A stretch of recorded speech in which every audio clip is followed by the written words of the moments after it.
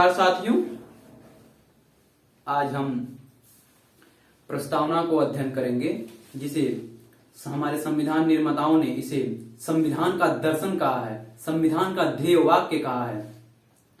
तो संविधान सभा में उद्देश्य का प्रस्ताव सबसे पहले पंडित जवाहरलाल नेहरू ने 13 दिसंबर 1946 को पेश किया था और इसे 22 जनवरी 1947 को संविधान सभा ने स्वीकार किया था। प्रस्तावना को हम अमेरिका के संविधान से लिए हैं और प्रस्तावना की भाषा ऑस्ट्रेलिया के संविधान से प्राप्त किए हैं। प्रस्तावना कुछ इस तरह से है।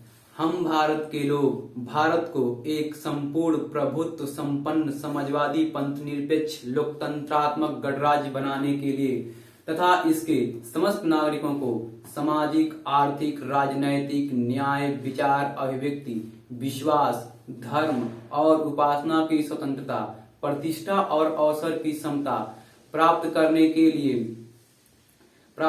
के लिए तथा इन सब में व्यक्ति की गरिमा, राष्ट्र की एकता और अखंडता सुनिश्चित करने वाली बंधुत्व बढ़ाने के लिए दृढ़ संकल्पित होकर इस संविधान सभा को आज तारीख 26 नवंबर 1949 ईस्वी मिति मार्ग शुक्ल सप्तमी संवत 2006 विक्रमी को तद्वारा इस संविधान को अंगीकृत, अधिनियमित तथा आत्मार्पित करते हैं।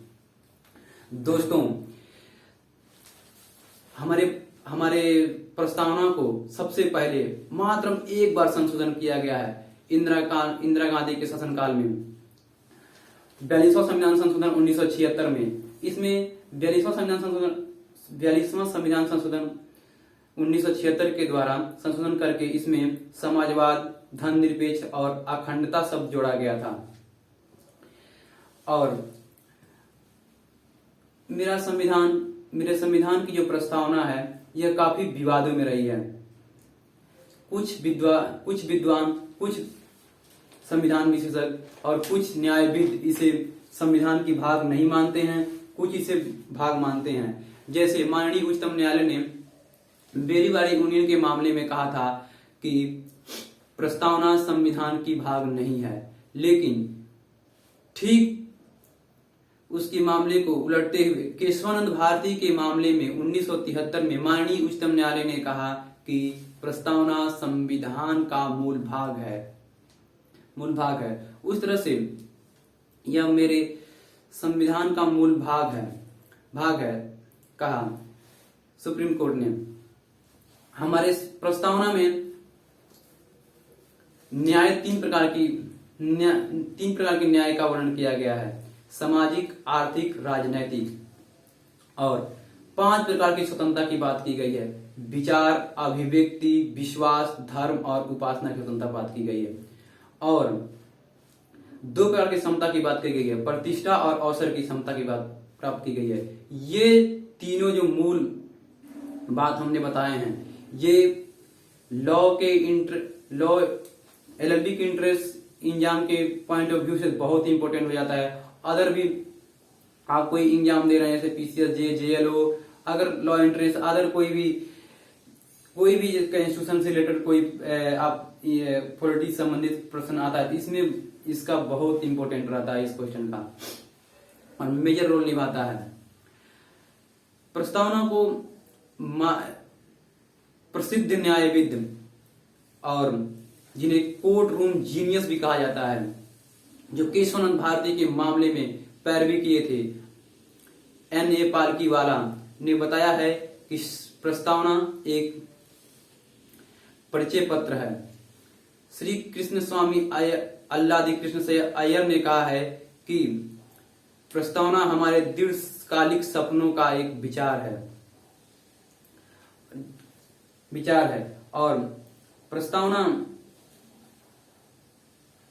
में देखा जाए तो जो संप्रभुता की जहां बात की गई है, वहां संप्रभुता हमारे संविधान में प्रस्तावना में वो दर्शाता है कि हम जो हमारा देश है, हम जो भारत के लोग जो हमारा देश है, वह किसी देश के अधिपत्य में नहीं है, किसी देश मतलब दूसरा देश उस पर शासन नहीं कर रहा है और न हम दूसरे देश पर आश्रित हैं। इस तरह से हम अब न आश्रित हैं। उसके बाद से आता है संप्रभुता, उसके बाद आती है समाजवाद। मतलब समाजवाद का मतलब होता है कि हम न किसी सामाजिक रूप से किसी तरह से भेदभाव हम नहीं कर रहे हैं, और न मेरा कॉन्स्टिट्यूशन इसका इजाजत देता है कि आप सामाजिक रूप से किसी से भेदभाव करें। तो हम समानता की बात कर रहे थे।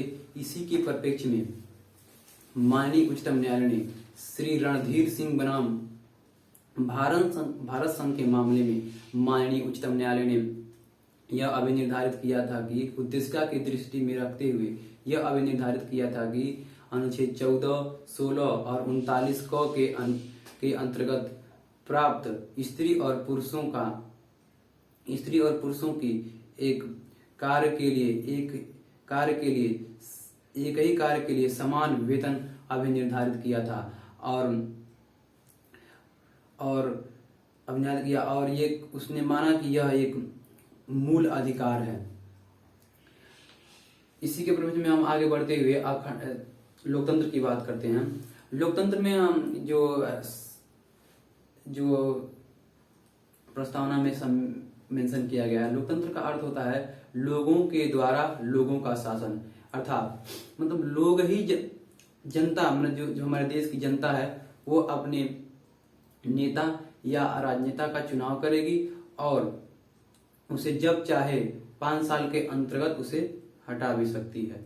तो यानी इसीलिए कहा गया है कि लोगों के द्वारा लोगों का शासन, यानी लोग ही अपने द्वारा शासन करते हैं, अपने मत का चुनाव करते हैं और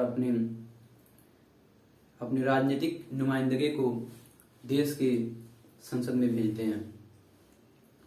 उसके बाद से हम धर्मनिरपेक्षता की बात करते हैं। धर्मनिरपेक्षता का सिंपल में अर्थ समझा जाए तो मेरे संविधान का कोई धर्म नहीं है, यह सबके लिए समान अवसर देता है, सभी धर्म को फलने फूलने की समान अवसर देता है। इसलिए फंडामेंटल राइट में भी इसे संविधान किया गया है। 25 से 28 तक धार्मिक स्वतंत्रता की बात की गई है और हमारे प्रस्तावना में भी इस धर्म को जोड़ा गया है। उसके बाद हम अखंडता की बात करेंगे। अखंडता का मतलब होता है कि हमारे देश का कोई खंडन न हो, इसीलिए हमारे देश के संविधान निर्माताओं ने इसे भारतीय संविधान के अनुच्छेद 1 में कहा गया है कि भारत का संविधान राज्यों का संघ होगा। भारत के संविधान में कहीं भी संघीय शब्द की परिभाषा नहीं दिया गया है, केवल संघ कहा गया, भारत राज्यों का संघ होगा। और यही अपने इस लेक्चर को समाप्त कर रहे हैं और अगले वीडियो में हम कुछ और इससे बेहतरीन किसी टॉपिक पर संविधान के जटिल शब्दों और जटिल प्रकरणों पर बात करेंगे। तब तक के लिए जय हिंद, जय भारत, नमस्कार।